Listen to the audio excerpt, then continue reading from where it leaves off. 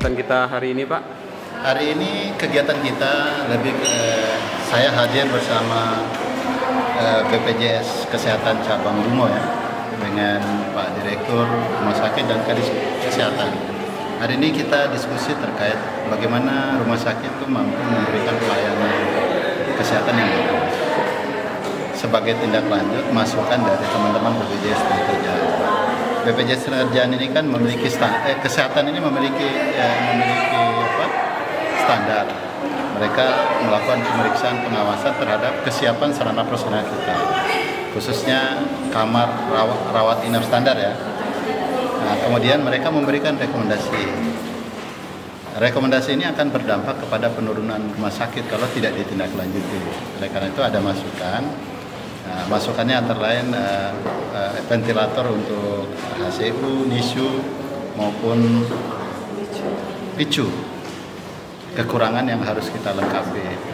Oleh karena itu rekomendasi ini tahun kemarin kan, maka kami coba diskusi dengan teman-teman BPJS Kesehatan bahwa kami sudah menyiapkan anggaran di APBD hampir 7 miliar ya, untuk memenuhi tadi agar apa?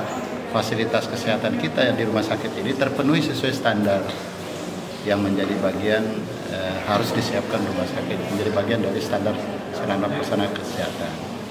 Ya, itu agar apa pelayanan kesehatan kita biar optimal. Diskusi kita berkembang itu ada 3 substansi yang menjadi permasalahan hari ini di Sarawak. Substansi pertama tadi pemenuhan fasilitas kesehatan ya berdasarkan rekomendasi dari BPJS. Kemudian kedua adalah terkait persoalan kita ini kan udah UHC non cut off, artinya cukup dengan membawa KTP masyarakat semuanya harus diberikan pelayanan. Tetapi kan yang perlu ada edukasi adalah BPJS itu memberikan, kita kan menggunakan BPJS cut off-nya tadi. BPJS ini punya standar. Ada jenis-jenis layanan yang memang tercover dalam BPJS, tapi ada jenis layanan yang tidak tercover oleh BPJS. Contohnya, ketika ada pasien kita datang ke rumah sakit mungkin darah tinggi atau diabetes mellitus, ya yang mana ya tidak tercover di pelayanan BPJS, tapi itu direkomendasikan oleh rumah sakit adalah rawat jalan. Jadi sebenarnya itu tidak masuk dalam covernya BPJS. Namun kemudian itu nanti dianggap oleh masyarakat seakan-akan kok kenapa ditolak oleh pemerintah daerah, padahal kata Bupati ini cukup bawa KTP.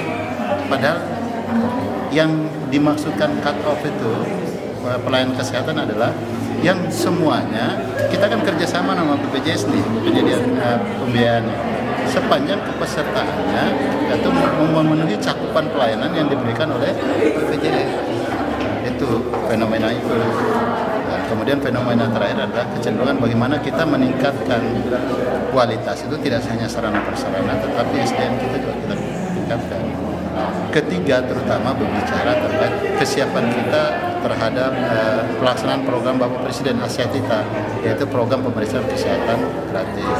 Bagaimana kita bicara kesiapan sarana prasarana untuk medical check up yang ada di puskesmas dan SDM-nya, terutama analisis.